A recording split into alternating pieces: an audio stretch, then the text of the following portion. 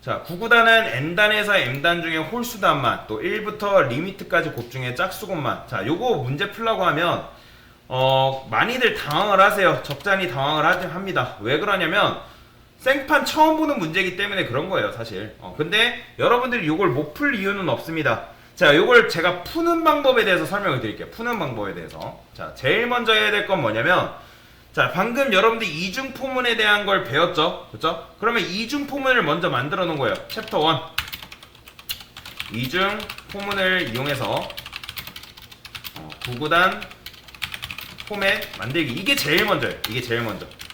자, 그러면 어떻게 한다? 포문. 자, 인트 단. 이거는 사실 9구단을 이중포문 안다는 전제하에 이걸 바로 하는 거예요. 내가 사실 만약 이중포문을 만들 줄 모르면 제일 먼저 해야 될 건 사실 이거죠. 그냥 반복문 이용해서 3단 만들어 보기. 사실 이게 제일 먼저 해야 돼요. 만약에 이중포문을 모른다. 근데 우리는 이중포문을 안다는 전제하에 해볼게요. 전제하에. 그러면 2, 그 다음에 단은 어디까지? 9까지.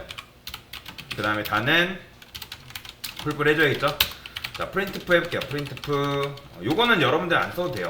써도 되고 안 써도 되고, 좀 멋들어지게 출력하고 싶다면 이렇게 써주는 걸 추천을 드려요.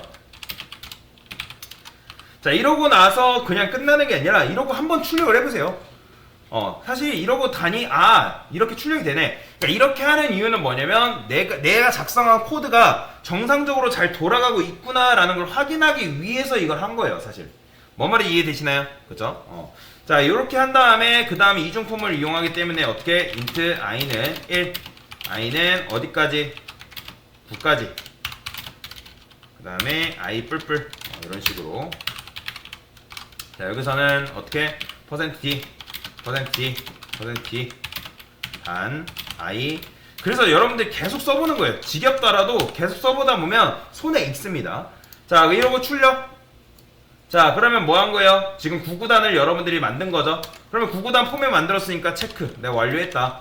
자, 그 다음에 해야 될 게 뭘까요? 자, 그 다음에 해야 될 게 n단에서 m단을 출력하는 거예요. 근데 지금 보면 그럼 도대체 여기서 n단에서 m단을 어떻게 호출하는 거냐. 지금 n단이 뭐예요? 얘는 어쨌든 단이잖아요. 지금 여기서도 단의 값을 결정하고 있는 게 누구예요? 얘죠. int 단. 그러면 이 단에서 여기 시작값은 n이고 끝값은 m이잖아요. 그러면 여기서도 시작값이 누구예요? 얘죠. 그쵸? 얘가 시작이고 이게 끝값이라 했잖아요. 그러면 시작값과 끝값만 바꿔주면 되잖아요. 어떻게? 얘를 n으로, 그 다음에 얘를 뭘로? m으로 바꿔주면 끝나는 거예요. 그쵸? 어차피 얘는 4기 때문에 그쵸? 얘도 뭐예요? 얘도 결국엔 19기 때문에. 그러고 출력. 자, 그러면 n단에서 m단이 출력이 잘 되는구나 라고 여러분들 확인한 다음에 체크. 자, 그 다음에 해야 될 게 뭐예요? 홀수단. 홀수 단 출력해보기. 자, 홀수단은 출력을 어떻게 할 수 있을까요, 여러분들? 자, 짝수가 뭐라 했죠? 어떤 수를 2로 나눴을 때 그 나머지가 0이다. 그게 바로 뭐다? 짝수예요. 그러면 그 2로 나눴을 때 나머지가 0이 아니라는 게 뭐예요? 홀수죠. 그쵸? 그러면 어떻게 하면 되는 거예요? 여기다가 만약에 내가 단을 나눠봤는데 어떤 걸로? 2로 나눠봤더니 그게 나머지가 0이 아니라네요. 그러니까 그냥 이걸 0이라고 하면 이건 짝수라는 의미인 거죠. 그쵸? 근데 0이 아닌 거는 홀수라는 거니까. 그러면 홀수 한 다음에 이 반복문을 어디다 넣어주다? 요 안쪽으로 넣어주면 되는 거예요. 이렇게. 그러면 얘가 알아서 홀수만 걸러서 여기 단에다가 넣어줄 거 아니에요. 그렇죠? 자, 실행.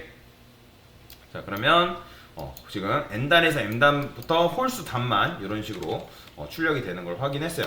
자, 이거 했으면 완료된 거죠. 체크하세요. 자, 그 다음에 해야 될 거 뭐예요?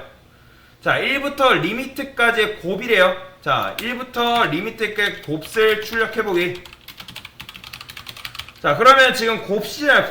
곱은 얘잖아요. 얘는 단을 결정하는 거고 얘는 곱을 결정하는 거니까. 자, 1부터래요. 시작값은 1이 맞아요. 근데 리미트라 했잖아요. 그럼 끝값이 얘죠. 그러면 얘를 뭘로 바꿔준다? 리미트로 바꿔주면 됩니다. 이런 식으로. 자, 리미트로 바꾸고 출력을 해보네요. 그러면 리미트까지의 곱, 즉 11까지 곱해진 결과가 이런 식으로 출력이 되는 걸 확인을 했습니다. 자, 그러면 얘도 완료가 됐죠. 그 다음에 마지막으로 해야 될 게 뭐죠? 여러분들, 5번째. 자, 짝수 곱 출력해보기. 곱 출력해보기. 자, 짝수 곱은 뭐예요? 여러분 다양한 수열 출력했으면 할 줄 알잖아요. 만약에 i를 2로 나눴을 때 그게 나머지가 0이다. 이게 바로 짝수 곱인 거죠. 이렇게. 그러면 얘가 알아서 그 홀수탄, 그 다음에 짝수 곱만 걸러서 여기다 담아줄 거 아니에요. 그죠? 그럼 출력해보면 이런 식으로 짝수 곱이 나오는 걸 볼 수가 있다. 그래서 이런 식으로 여러분들이 처음부터 뭔가를 다 만들려고 하지 마세요. 뭔가를 다 만들려 하지 마시고 일단 여러분들이 머릿속으로 정리한 거 아마 어젠가도 여러분들한테 말씀을 드렸을 거예요. 뭔가를 다 하려면 꼬이기 마련이에요.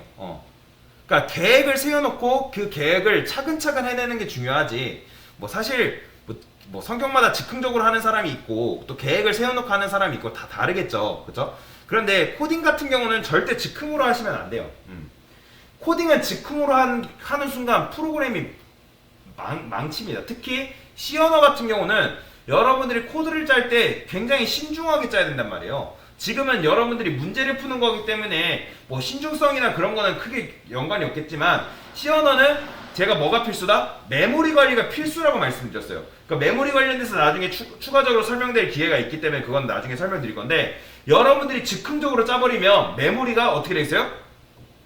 뒤죽박죽 돼버리겠죠. 그렇죠? 그러니까 제대로 된 프로그램이 만들어지지 않는 거예요. 그래서 여러분들이 처음 코딩할 때는 이런 식으로 그러니까 내가 잘한다 하면 모르겠어요. 그러니까 내가 어느 정도 실력이 있으면 모르겠지만 그게 아니다. 자, 생파 처음 배우는 거다 하면 이런 식으로 단계별로 여러분들이 푸는 걸 추천을 드려요. 그러니까 스텝 바이 스텝이라고 보시면 돼요. 한 단계 쓰면 한 단계 하고 한 단계 쓰면 한 단계 하고 이런 식으로. 그래서 이런 식으로 문제를 푸는 걸 추천을 드리니까 이게 습관화 되면 좋을 것 같습니다. 네, 이상입니다.